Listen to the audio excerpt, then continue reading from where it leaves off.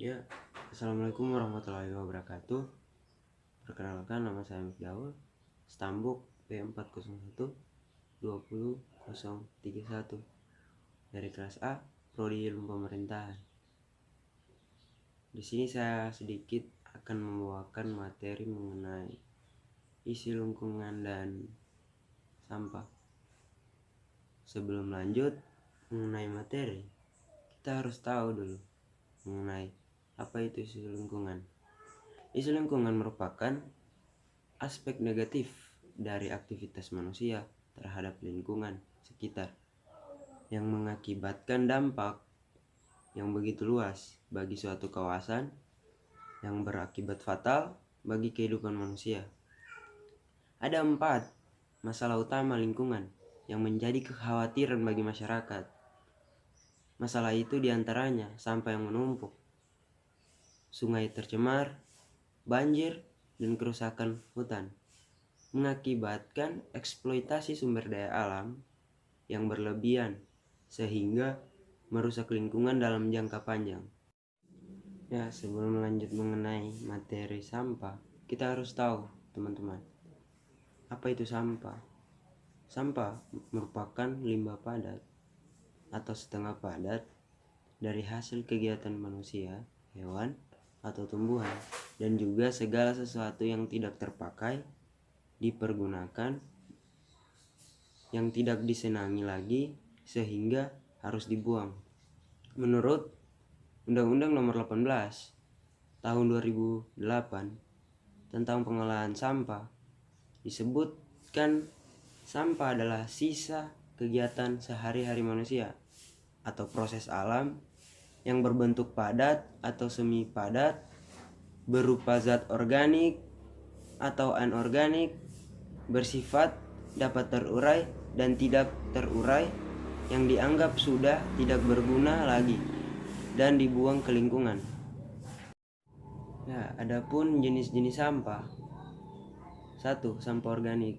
Sampah organik adalah sampah yang dihasilkan dari bahan-bahan hayati yang dapat didegradasi oleh mikroba. Sampah ini dengan mudah dapat diuraikan melalui proses alami. Sampah rumah tangga sebagian besar merupakan bahan organik, termasuk sampah organik misalnya sampah dari dapur, sisa-sisa makanan, pembungkus selain kertas, karet, dan plastik, tepung, sayur, kulit buah, daun, dan ranting.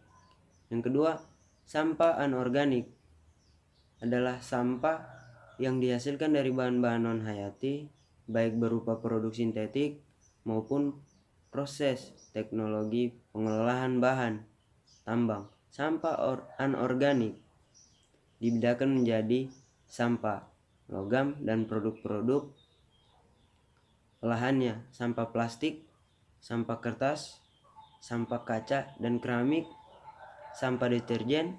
Sebagian besar anorganik tidak dapat diurai oleh alam atau mikroorganisme secara keseluruhan.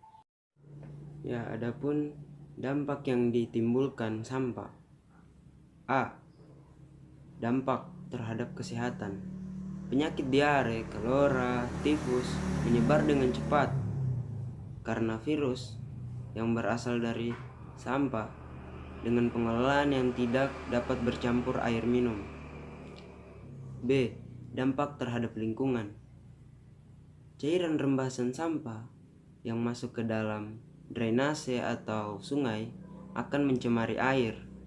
Berbagai organisme termaksud ikan akan mati sehingga beberapa spesies akan lenyap.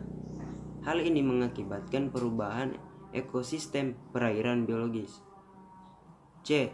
Dampak terhadap keadaan sosial dan ekonomi. Pengelolaan sampah yang tidak memadai menyebabkan rendahnya tingkat kesehatan masyarakat. Hal penting di sini adalah meningkatnya pembiayaan untuk mengobati ke rumah sakit.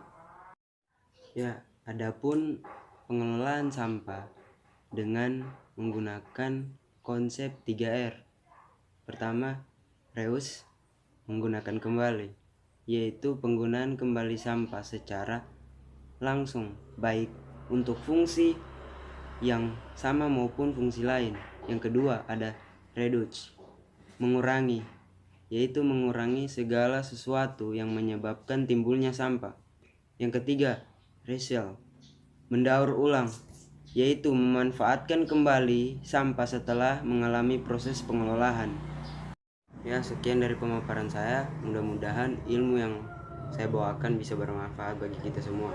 Saya Iri, wabillahi taufiq wal hidayah. Wassalamualaikum warahmatullahi wabarakatuh.